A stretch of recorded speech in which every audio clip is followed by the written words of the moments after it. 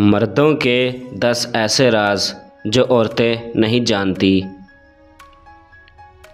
उनके जज्बात को नज़रअंदाज किया जाए तो वो अंदर ही अंदर टूटते हैं। वो सच्ची मोहब्बत को कभी नहीं भूलते।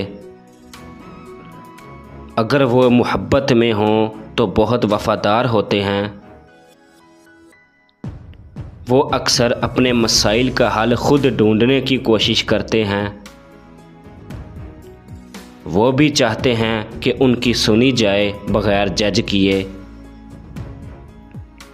जब वो परेशान हों तो अकेला रहना पसंद करते हैं।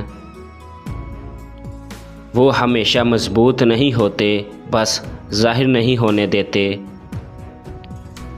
सादा सी तारीफ़ उनका दिन बना सकती है। वो भी जज्बाती होते हैं, बस छुपाते हैं। वो अक्सर खामोशी में भी बहुत कुछ महसूस करते हैं। Thanks for watching video. Allah हाफिज़।